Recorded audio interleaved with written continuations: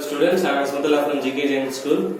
Today we are going to continue the national income. Let's see how to calculate the national income, methods for measuring national income. So let's go back to our basic class what we have learned. National income is an income that an individual in a country, that a resident of a country, whether he earns in a country or whether he goes out of the country and earns, a company, whether the company is an Indian company and the company is set up in India and earning the money, or the Indian company set up in any part of the world, whether USA, whether Canada, where Japan, anywhere, and that's earn money. Whatever money is earned by the resident of an India, that all money is known as national income, okay? And that money should be a factor's income. What is factor? Factors of production. What we have? Land, labor, organization and capital, which means land gives you what?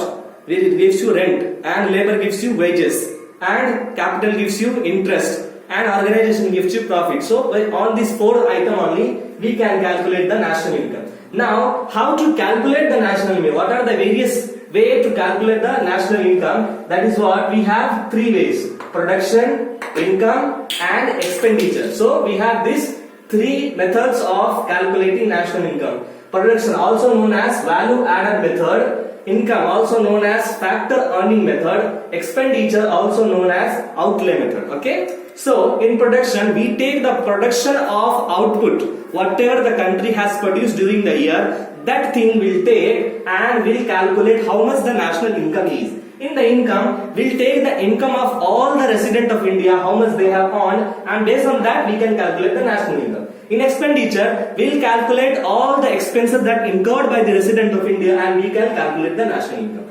Let's go in deep way and understand everything in a perfect way. First, product method. Very simple to understand. Under this method, the gross value of output from different sector like agriculture, industry, trade and commerce are obtained to calculate the overall economy. So in this method we take the product of various nature, we take the product of various industries and we just calculate the how much the economy of a country is. Okay, we just calculate the economy for how the company, how the industries have given the production. Based on the production we are going to calculate. Okay, very easy to understand. In this method we used to measure the rational income in a different fashion. So here we can conduct in a rational behavior, rational income of various phases. For phase 1, phase 2, phase 3, how the person income, whether as an individual person, whether it's a big industries,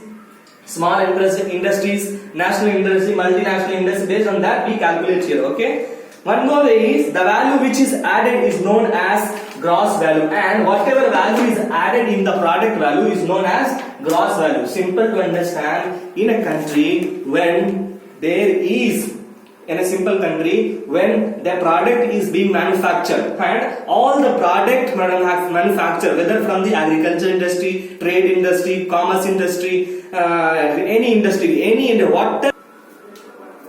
So in the product method, we take all the product of various different industries. Okay, whatever industry we have, trade industry we have, agriculture industry we have, and many cement industry. All this and what the product that the company has produced during the year, will take all the output. So what happens is very simple to understand. If I am producing the product, I will sell it to someone. Okay, so based on that assumption, we can understand the national income. For example, I am producing the 10,000 units. For that 10,000 units, what rate I have fixed? That rate will go to the consumer. Okay, and the consumer will buy. Based on that, we can easily calculate the product method. So easy to understand. In product method, what happened? We take the different product of different industries, different sectors. We have total 3 sectors: primary sector, secondary sector and tertiary sector. In the primary sector, what are the primary goods we have? All the needy things like agriculture industry, all those things. Secondary sector, the nationalized industries like trade and all, the tertiary industry, the second half of industry, all those industry, whatever the production item that has been taken, whatever the product has been produced,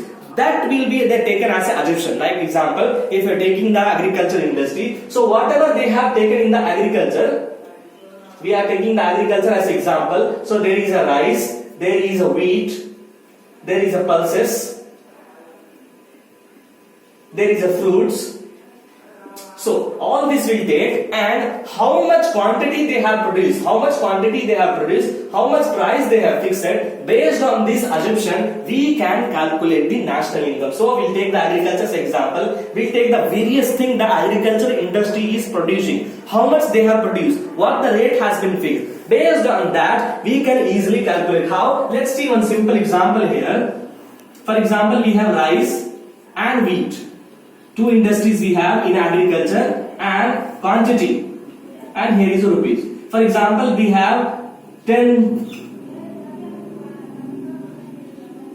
million here and 10 million here. So both item has been produced to 10 million quantity. Okay. Now rupees they have since like 5 rupees kg. Okay.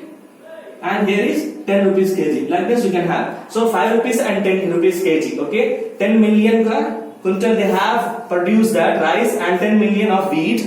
This production unit of quantity into the price, you will get the output. That output you can have it. For example, you have output here like you have 150 million, here 100 million, this 1150 million, this. Now you just reduce some intermediary costs like broker charges you have, some other expenses you have. After, for example, you have 0.5 million as a fund. So 100 million is your national income. So simple to understand. The product you are taking, the quantity of product, they will have a price. That price, and that you can minus the intermediary cost. Whatever the intermediary cost is there, some broker charges will be there, some seed charges will be there, many charges are there. When you reduce it, you can come to the final value, the final output. That is what we call the national income. So very easy to understand. In there, we calculate the output of the product that we are producing, the output of the product we are producing and taking as an overall economy. We'll take the product of all the industry, whatever industry is functioning in a country, we'll take all the output and calculate.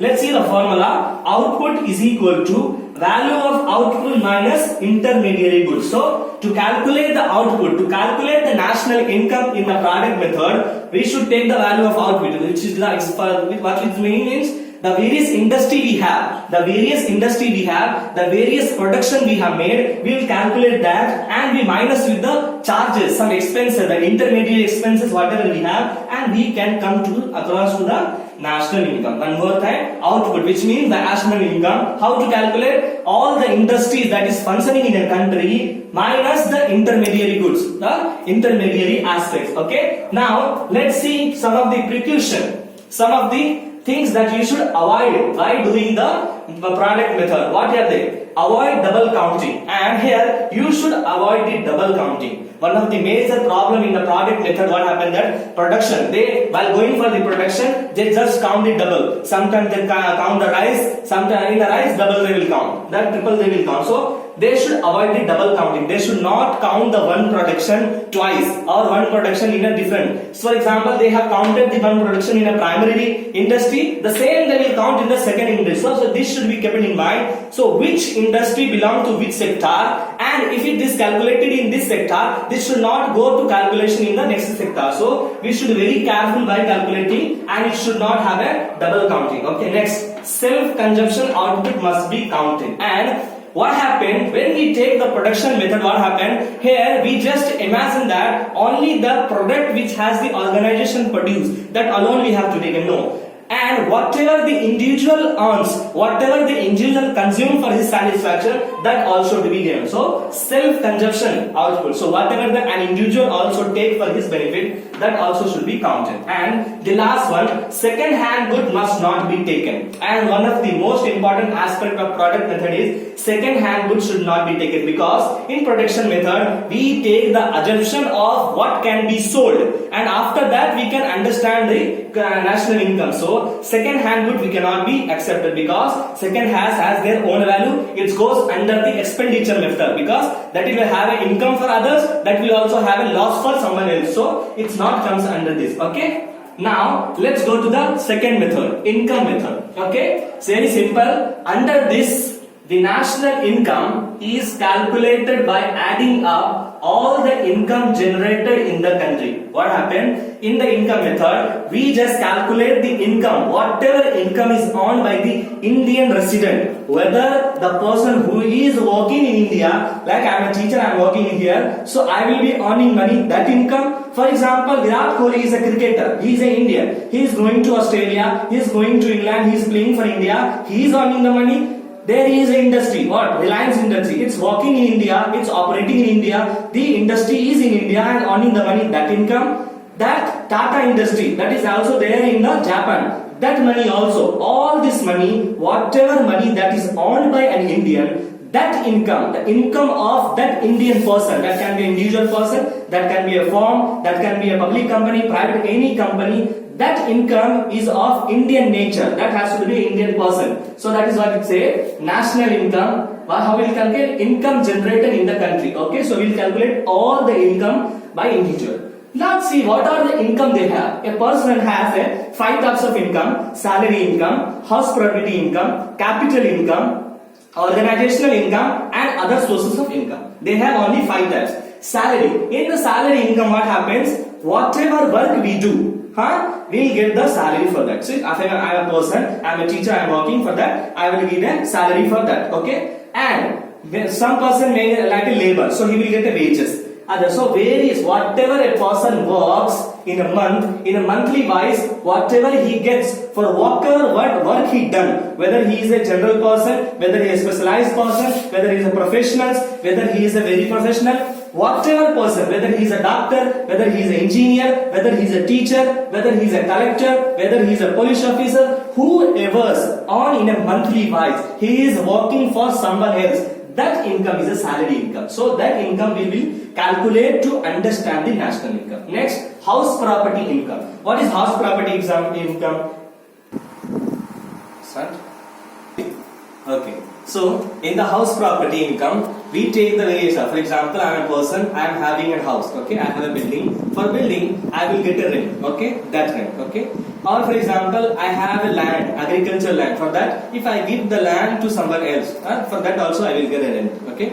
So this house property means whatever land, whatever building, a flat, a bungalow, or any farmhouse, whatever I have, whatever income I am getting from this, that income I will take. Okay. Next, we have capital. Okay. In the capital, what happened? For example, I have a lot of money. I will give this money as a capital to some organization, and I will give this money to some financing company, to some bank. And for that, I will get an interest. From this capital, I will get an interest. I will get this interest from the bank, maybe from the various other financing companies or any other organization. Okay. So this I will get, and this interest also will become my income. Okay. Then we have organization. What happened? I am a person, I will have my own company. For that also I will get what? The profit I will get. If I have an organization, I will get a profit. So that profit will also be my income. And the other sources. This other sources has various aspects that we will see in the next video.